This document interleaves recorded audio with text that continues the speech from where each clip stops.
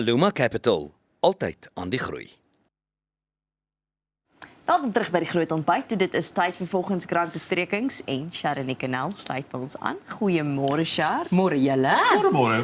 Interessante nuus naweek, maar ons begin vandag met Pieter Groenewald en Johnny Lewis vader. Ek weet nie wat om te sê nie. Begin jy maar. Jennifer, jou reaksie nou is fantasties. Kyk, hoe nader ons kom aan 4 November, hoe meer gaan jy hierdie begin sien. Raak dit, ja. En ek moet sê, ek was eintlik nogal heel uit die veld uitgeslaan toe hierdie verlede week nou die eerste keer gebeur. Ek weet nie, retoriese vraag, of dit 'n geval is van nuwe besems probeer baie skoon vee met redelike aggressie nie. So nogal ek gaan dit nie eens 'n bekgeveg noem nie, want dit was eintlik 'n heel ordentlike interaksie. 'n beskaafde geselsie. Dit was. Maar met persoonlike punte in. En mense kry dit nie noodwendig op X nie, maar dit is toe nou wat gebeur het. So dit is alles na aanleiding van aanvanklik Johnny Lewis wat Dr Pieter Groenewald, die minister van korrektiewe dienste, ook natuurlik van die Vryheidsfront Plus, wat hy op sosiale media vir hom gesê het dat hy moet ophou verskoning soek vir die sowat 28,000 mense wat op parol vrygelaat is wat nou nie opgespoor kan word nie. En weer eens, ek moet 'n pleintjie gee vir oom Pieter, soos wat hy nou maar in die volksmond en as gevolg van die liedjie wat ook vir hom vrygestel is bekend staan, wat gesê het wat Johnny Lewis moet onthou is dat meeste van hierdie mense, wat omtrent 16,000 van hierdie aantal mense, was tussen 1991 of van 91 af al, wat hulle op parol vrygelaat is. So, dis ook 'n oorgeërfde probleem, en hy sê dat heel Lewis weet dat hulle verlede jaar September ook die byeenkoms gehou het om spesifiek die parol wetgewing te bespreek. Alles van byvoorbeeld die enkel monitors wat ons altyd op die film sien, want hy besef dit is 'n daadwerklike probleem. Maar wat nou nogal vir my baie interessant is, en ek het respek daarvoor wat hy sê, by al mens, ek is oop vir kritiek, maar moenie mense mislei nie. Ja.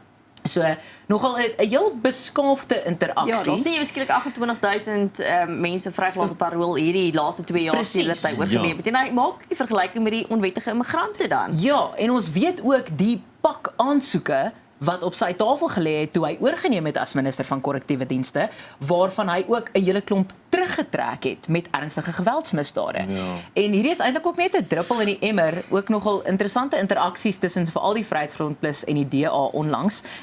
Ek weet ook dat daar 'n hele klomp uitlatings was. Ek weet Dr. Corneille Mulder, die leier van die Vryheidsfront Plus, wat ook gesê het dat die DA moet saam met die Vryheidsfront Plus werk, en interessante reaksies nogal. Asseblief, wie werk saam met wie? Dit gaan jou einde in Suid-Afrika oor wie wen.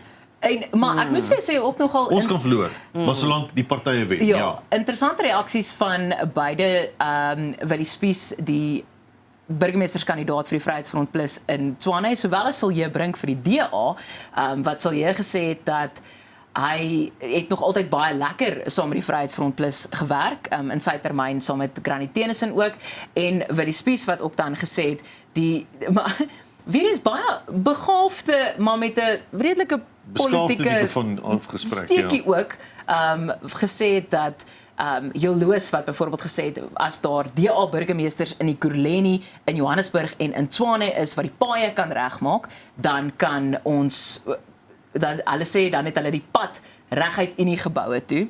En Willie Spies wat byvoorbeeld op sosiale media gesê het, maar Midvaal byvoorbeeld het al 26 jaar die DA burgemeester en daar's nog steeds paaie wat sukkel. Ja, ek dink meneer Johnny Lewis moet verstaan, dit help nie jy beskuldig en wys die departement van korrektiewe dienste se foute uit.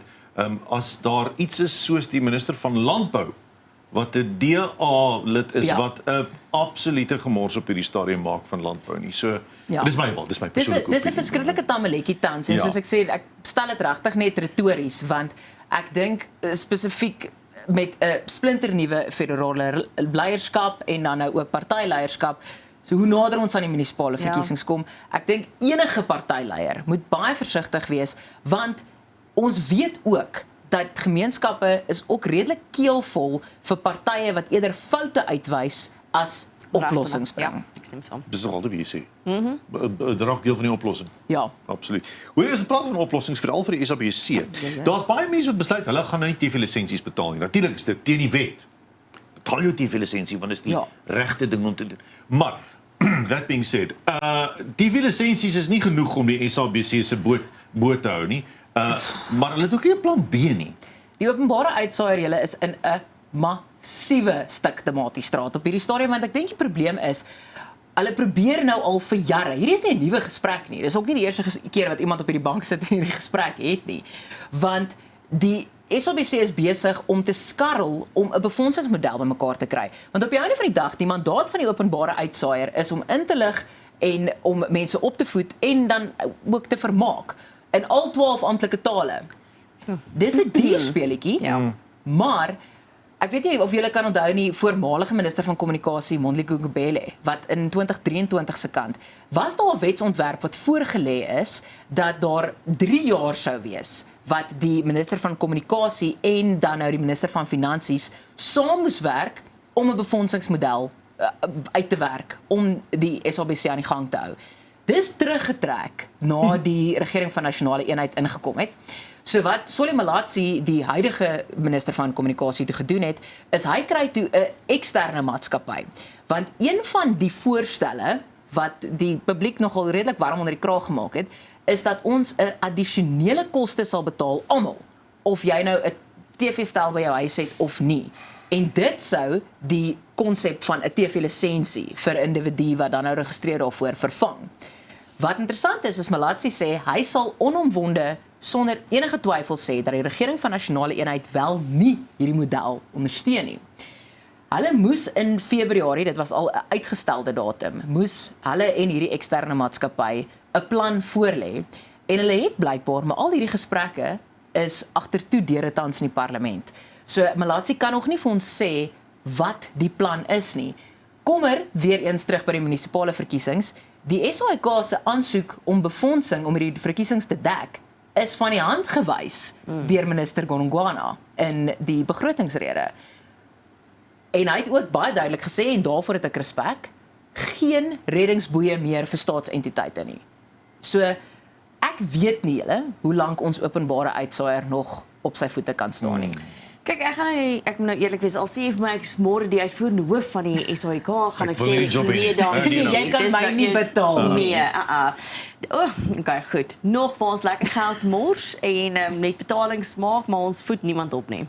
Ja, so ek dink as ons die 53 miljoen rand wat betaal is aan 'n tender vir tablette om weer eens veterane op te voed, mense wat 'n bydrae gelewer het tot ons samelewing. So hierdie aanvanklike tender kan al tot omtrent 2021 toe teruggetrek word. 53 miljoen wat bestee is aan 10,000 tablette. So tans is 'n spesiale ondersoekeenheid besig om 'n saak te ondersoek om te kyk wat het van die goed geword. Ja. Want sover as wat hulle kan agterkom, is daar ongeveer net 3000 van dit uitgeteken. En ek gebruik baie spesifiek die woord uitgeteken want die projek waarvoor dit aangekoop is gestop. So hierdie klomp tablette is aangekoop as deel van 'n projek om digitale vaardighede aan militêre veterane oor te dra. Wat ek dink in beginsel is dit 'n fantastiese idee. Maar die goed is aangekoop nog voor die projek begin het of goedgekeur is. So sover dit nou lyk, is daar omtrent 7000 wat nog in stoorplekke is. Dit sou 'n oulike idee wees as daar 'n kursus ook by was. Ek dink dit was dalk die aanvanklike idee. Ja, dis dalk 'n idee gewees om iemand 'n oorlosie te gee as hulle klaar gewerk het. Jy weet, hulle kan tyd lees, maar dis dit. Omtrent dieselfde met 'n tablet. As jy hulle wil tablette gegee het, gee hulle ook 'n kursus. Leer hulle om dit, want dit was veronderstel, ek dink die aanvanklike idee was vaardigheidsontwikkeling. Ja, vaardigheidsontwikkeling. En nou is daai tablette is gone. Maar nou wag ons, want ek gaan erken, ek het nie hierdie geweet nie. Die president moet 'n proklamasie uitreik voordat die spesiale ondersoekeenheid enige regeringsdepartement kan ondersoek.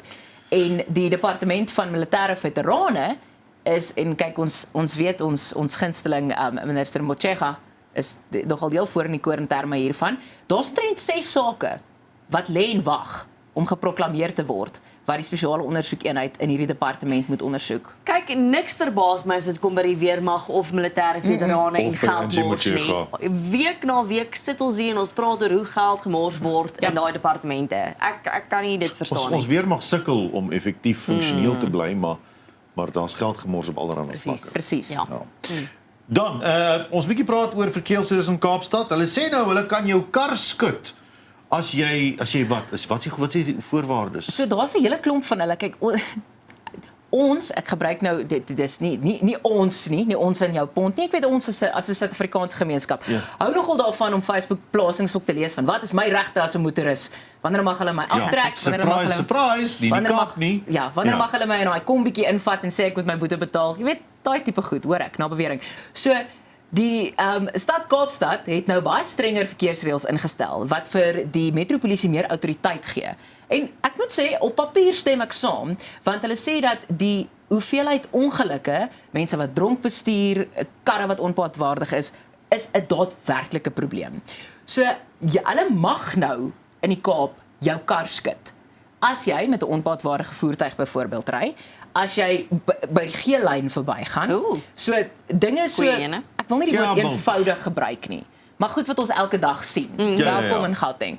Aankomende verkeer in beweeg, verkeersligte op stopstrate ignoreer, soliede strepe verbysteek. Dit alles kan nou geklassifiseer word as gevaarlike bestuur en met gevaarlike bestuur mag hulle nou jou voertuig dadelik skud. Hulle mag vir hom dadelik skud. Nie daarvan. Daar is selfs een waar jou voertuig oormatige en uitermate geraas maak en jy word meer as een keer gewaarsku. Ek sal 'n fietsstrap as ek in die Kaap bly. Kan hulle jou kar skud. Maar dit lyk vir my in elk geval of meeste van die politieke partye heel genee is met hierdie nuwe reëls. Enige iets om baie veiliger te maak lyk dit vir my. Dit voel vir dit strenge reëls is nie, gaan ek net sê, dit is net die padreëls. So hulle implementeer net dit is net die padreëls. Ek hoor daai reëls. Maar eintlik sê hulle net vir jou hou by die padreëls. Dis eintlik dit. Of ek vat jou kar. Dit is soos as jy nie mooi kan speel met jou maatjie nie, dan vat ek die bal. As jy nie 'n lisensie by jou het nie, vat ek jou kar. As jou lisensie weg is, as jy onder invloed van bestuur, as jy versuim om te stop as hulle kan ook onder jou kar invloed stem ek 100% saam. Ja, hierdie goed is almal